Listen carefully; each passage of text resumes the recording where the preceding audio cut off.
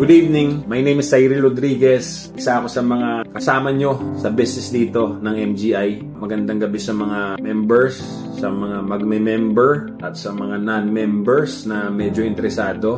Pag-usapan natin ng konti ang negosyo ng MGI, kung bakit natin siya i-consider sa panahon ngayon especially. Okay? So, ang MGI business, this is a network marketing business. It's a networking business. Maraming tao hindi familiar sa network marketing or networking. Akala ng karamihan, yung ganitong klaseng pagninegosyo ay scam. Bigyan ko lang kayo ng konting idea sa networking tsaka scam. Magkaiba yan. Kasi sa networking, may produkto tayo. Sa scam, walang produkto. Pera-pera lang. Now, isa pa sa mga laging pinagtatalunan sa network marketing daw, sa networking, kung sino lang daw yung nasa itaas, yun lang daw yung kumikita, siya lang daw yung mayaman.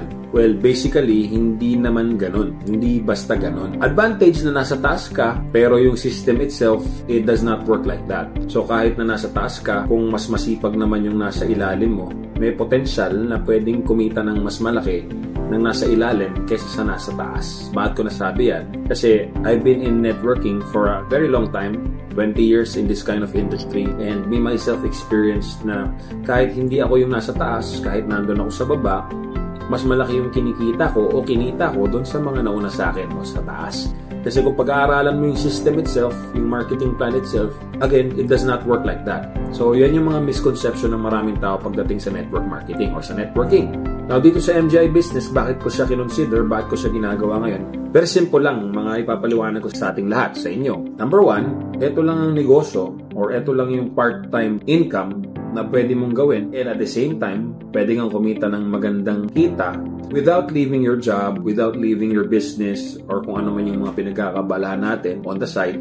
Hayaan mo lang na nandyan yung ginagawa mong trabaho, kung may negosyo ka man, o kung may iba pang pinagkakabalahan, busy ka sa church, kung saan man, sa organization mo, etong negosyong to, pwede mo siyang isabay. You can do this part-time, you can do this full-time, it's up to you. Now, in my case, I'm doing this part-time kasi may ibang business akong pinagkakabalahan, may iba akong ginagawa. Pero at the same time, na-maximize ko pa rin yung income ko dito sa negosyo ng MGI particularly. And I encourage you guys na i-consider nyo to, gawin nyo kahit part-time, basta full-time yung attitude, yung puso nyo full-time, yung mindset nyo full-time. Again, kasi wala kang makikitang business na sa halagang 8,400 na starting, pwede kang kumita ng malaking pera or malaking income as much as 10,000 a week. In a span of 3 months na ginagawa mo to, pwede ka nang kumita ng at least 10,000 a week. Hindi ito hype. Yung marketing plan itself, binibigay niya yung ganyang income o ganyang kitaan pag naintindihan natin. And ako, it took me some few months bago ko talaga naintindihan, bago ko siya na-digest. As long as nakakabenta ka ng produkto, as long as nakaka-sponsor ka ng tao, pwede kang kumita ng maganda talaga. 10,000 a week, 5,000 a week, not bad pa rin. Kahit sabi mo 5,000 a week, 20,000 a month, part-time income is not bad sa panahon na yun. I mean, hindi ko tatanggihan yan. Okay, wag na yung mga milyon-milyon na usapan. Although may mga ganyang potential income, may mga kumikita ng ganyang kalaki, but matagal-tagal na rin sila sa ganitong business, 6 years, 7 years, 8 years sa MGI. Pero yung kumita ka ng, again, 5,000 to 10,000 a week is a very helpful amount sa kalagayan natin, especially sa panahon ngayon. So again, bakit natin siya gagawin? Okay, bukod sa ibang sales, ang advantage ng network marketing, dito kasi meron tayong leverage na tinatawag. Ano yung leverage? Pag yung tao natin, ginawa rin yung negosyo, nakapagbenta rin ng mga products, pwede ka rin kumita base sa sales nila. So sa traditional sales, pumasok ka sa real estate, pumasok ka sa pag-ahente ng sasakyan, motors or kotse, pumasok ka sa direct selling or sa sarili mong produkto, kung ano-ano pa yan, hindi ka basta kikita ng malaking pera. And plus, hindi ka kikita dun sa mga tao na bumibili sa'yo, hindi nila pwedeng gawin yung negosyo. Unlike dito, pag bumili sa'yo, pwede nilang gawin yung negosyo, pwede kang kumita sa kanila. Yun yung leverage. Halimbawa, may karinderya ka, hindi mo naman pwedeng ituro yung karinderya sa kapitbahay mo. Magiging competition mo siya. Hindi ka pwedeng kumita dun sa karinderya niya. Hindi mo pwedeng ituro yung sari-sari store mo, grocery store mo doon sa kabilang bloke na kilala mo kasi again, magiging competition mo siya. Dito, the more na maraming sumasama sa'yo, hindi mo sila competition, nagiging part siya ng team mo, nagiging way para kumita ka and kumita din sila at the same time. So this is a helping business. Mas lalaki yung income mo kapag tinulungan mo yung mga tao na nasa ilalim mo o nasa organization mo. That's how it works. Akala kasi ng iba, again, kung sino yung nasa taas, siya yung kumikita, again, hindi kikita ng malaki yung nasa taas kung hindi niya tutulungan yung mga nasa ilalim niya or do sa mga taong nakukuha niya. Isa pa, advantage ng ganitong klaseng negosyo, again, sa 8,400 na kapital, Kung magpuput up ka ng mga negosyo, karinderya, magkano ang kailangan mo kapital?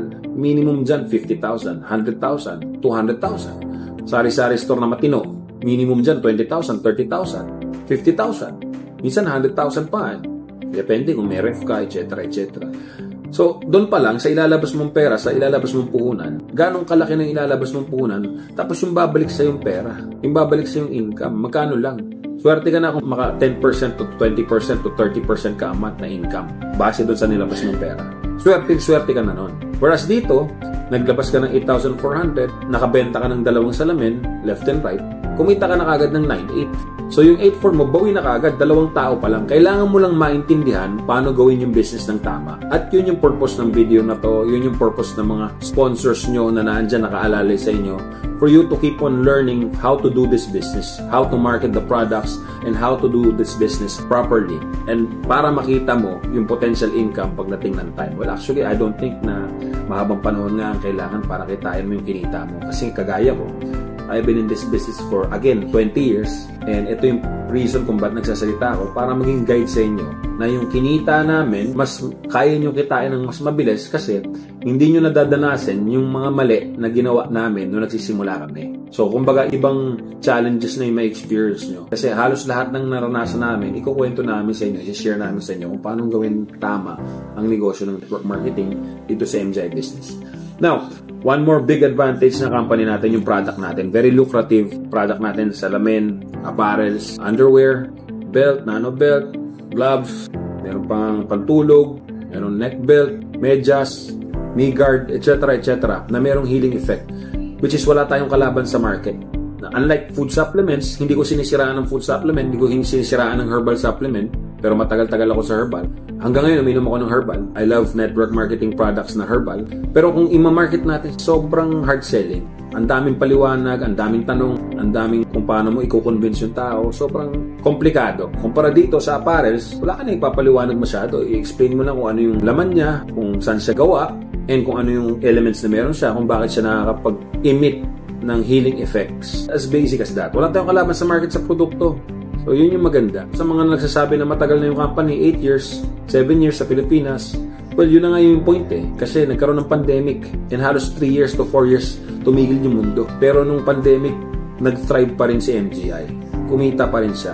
Hindi siya nagsara. So, dalawa lang ibig sabihin nun. It's either maraming pera si MGI or marami silang sales nung pandemic. Either way, wala kang lulusutan. Parehas positive para sa kumpanya ng MGI. So basically, parang nagsisimula pa lang to, halos parang 2 to 3 years pa lang siya post-pandemic. So this is the perfect time na sumali tayo.